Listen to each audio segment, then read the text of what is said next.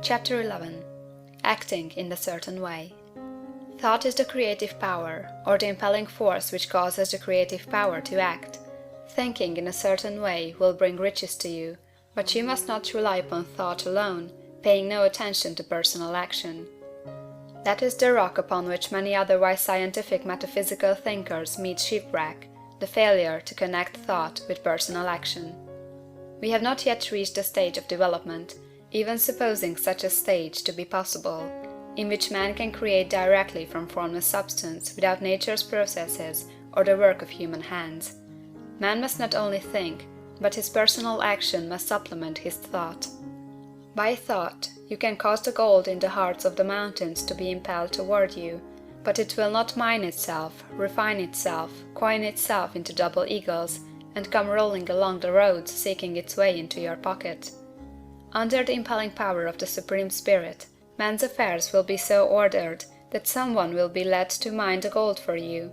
Other men's business transactions will be so directed that the gold will be brought toward you, and you must so arrange your own business affairs that you may be able to receive it when it comes to you.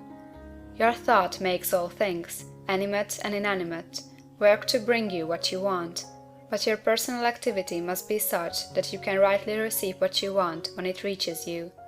You are not to take it as charity, nor to steal it. You must give every man more in use value than he gives you in cash value. The scientific use of thought consists in forming a clear and distinct mental image of what you want, in holding fast to the purpose to get what you want, and in realizing with grateful faith that you do get what you want. Do not try to project your thought in any mysterious or occult way, with the idea of having it go out and do things for you. That is wasted effort, and will weaken your power to think with sanity. The action of thought in getting rich is fully explained in the preceding chapters. Your faith and purpose positively impress your vision upon formless substance, which has the same desire for more life that you have, and this vision, received from you, sets all the creative forces at work in and through their regular channels of action, but directed toward you. It is not your part to guide or supervise the creative process. All you have to do with that is to retain your vision, stick to your purpose, and maintain your faith and gratitude. But you must act in a certain way, so that you can appropriate what is yours when it comes to you, so that you can meet the things you have in your picture, and put them in their proper places as they arrive. You can really see the truth of this.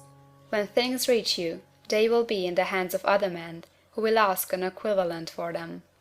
And you can only get what is yours by giving the other man what is his. Your pocketbook is not going to be transformed into a Fortunatus purse, which shall be always full of money without effort on your part.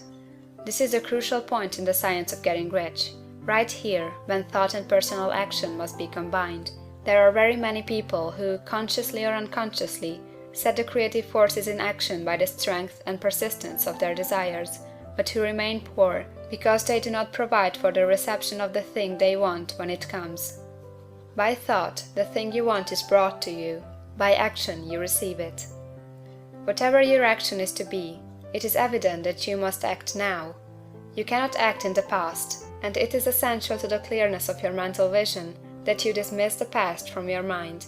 You cannot act in the future, for the future is not here yet. And you cannot tell how you will want to act in any future contingency until that contingency has arrived.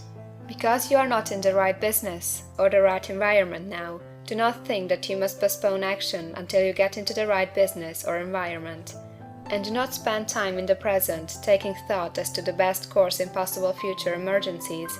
Have faith in your ability to meet any emergency when it arrives.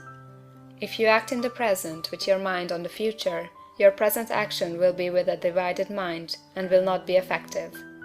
Put your whole mind into present action. Do not give your creative impulse to original substance, and then sit down and wait for results. If you do, you will never get them. Act now. There is never any time but now, and there never will be any time but now. If you are ever to begin to make ready for the reception of what you want, you must begin now. And your action, whatever it is, must most likely be in your present business or employment, and must be upon the persons and things in your present environment. You cannot act where you are not. You cannot act where you have been, and you cannot act where you are going to be. You can act only where you are. Do not bother as to whether yesterday's work was well done or ill done. Do today's work well. Do not try to do tomorrow's work now. There will be plenty of time to do that when you get to it. Do not try, by occult or mystical means, to act on people or things that are out of your reach. Do not wait for a change of environment before you act. Get a change of environment by action. You can so act upon the environment in which you are now as to cause yourself to be transferred to a better environment. Hold with faith and purpose the vision of yourself in the better environment, but act upon your present environment with all your heart, and with all your strength, and with all your mind. Do not spend any time in daydreaming or castle building. Hold to the one vision of what you want, and act now. Do not cast about seeking some new thing to do, or some strange, unusual, or remarkable action to perform as a first step toward getting rich. It is probable that your actions, at least for some time to come, will be those you have been performing for some time past. But you are to begin now to perform these actions in a certain way, which will surely make you rich. If you are engaged in some business, and feel that it is not the right one for you, do not wait until you get into the right business before you begin to act. Do not feel discouraged, or sit down and lament because you are misplaced.